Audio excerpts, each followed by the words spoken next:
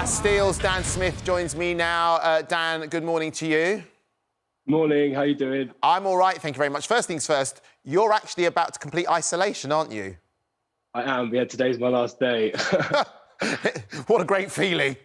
I know. I'm very excited to get out of isolation. My sister had a baby in the time during which we've been, during which I've been isolating, so I'm very excited to get out and meet my new niece. Oh, well, look, congratulations to your sister.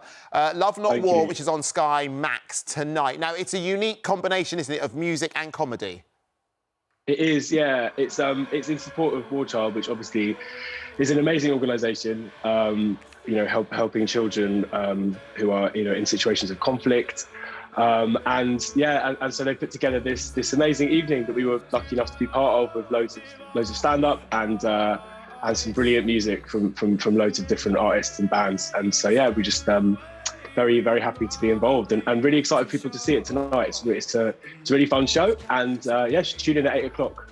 On Sky Max. Now, again, Yes. you enjoyed it yourself, not just performing, but I gather you were literally standing on the sidelines watching everybody else perform. Who else might we see tonight? I was so excited to be at a gig. It's I think for a lot of people it's been a while. We watched Elbow playing, and Rudimental, and Miles Kane and Corin Bailey Ray. I was like a very excited fan, sort of sneaking out from backstage up on the balcony to watch as much as I could. It was very exciting. So yeah, I'm very much looking forward to everyone else getting to see it tonight. And obviously, it was really fun getting to play ourselves as well. It's it's been an odd couple of years, hasn't it? Hasn't it just? Especially, and you've had COVID. This is your second go at COVID, hasn't it? Yeah, it is. Yeah, luckily I've been okay. But yeah, it's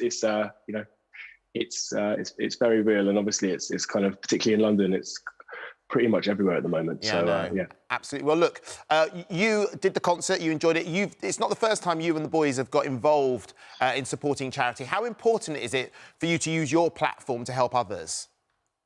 I think we just feel so lucky to be able to, be in a band and make music with our lives, but also as our job. And I think it's a responsibility as much as you can to use the platform that you've got to talk about things you think are important. Obviously, sort of not to ram it down anyone's throat, but at the same time, I think we, particularly over the last couple of years, have been, very fortunate, to have a roof over our heads and to be able to do the job that we love in some ways. So yeah, when it comes to things like, a charity like War Child, who have an amazing relationship with music and artists and bands, I think anything we can do in the position that we're in, as fortunate as we are to be able to make music, to amplify these organisations that do such amazing work, obviously we will do it.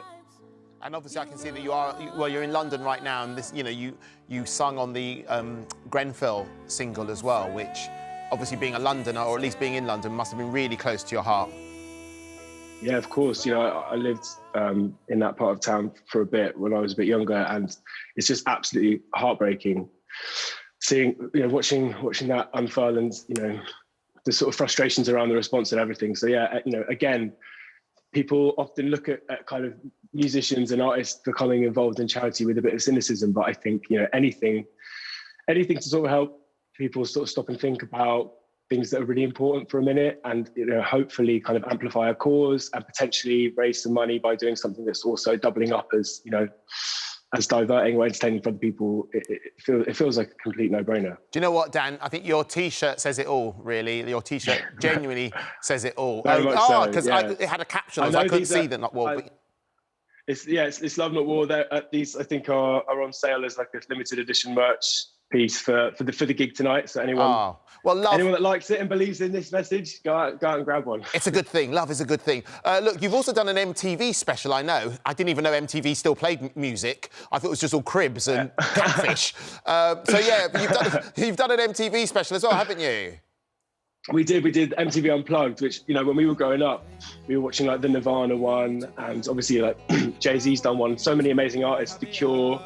And it's just a way, I think, for us, it was real nostalgia. It was weird being in that room on that stage, completely reinterpreting all of our songs and playing some new music as well. But yeah, with just acoustic instruments, nothing was plugged in. Everyone in the audience had to put their phones away in a little bag as well. So I think it was the first gig we've ever played since we've been a band where there were no phones, which was really surreal. About halfway through the gig, I was like, this is so quiet and peaceful, and the atmosphere was amazing. And I think that might have had a big part of it.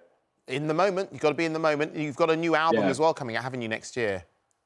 We do, which, in complete opposition to what I just said, is all about the future. It's called Give Me the Future. It's out in February, and it's a big sort of mad pop record that we're super proud of. It couldn't be more different from the MTV Unplugged gig.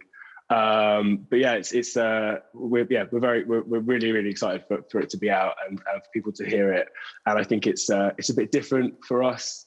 It was a lot of fun to make, and it's been, over the last couple of years, it's been an amazing project to be able to distract ourselves with. And it's all about our relationship with technology and how it's sort of changing how we interact with each other and ourselves, which feels very fitting, speaking to you on Zoom, obviously, and having spent the last couple of years living our lives through screens more than ever. But yeah, no, but ultimately it's a sort of big, fun, escapist record, and yeah, I really hope people like it. In a word, do you think the tour's going to happen? Hope so. That's 2 words. Yes. But I think in common parlance, people roll it together. I'll count that as 1 word. Dan, thank you very much. Good luck with the tour, good luck with the single, and thanks very much for coming on the show. Don't forget, you can see Love Not War tonight at 8 p.m. on Sky Max.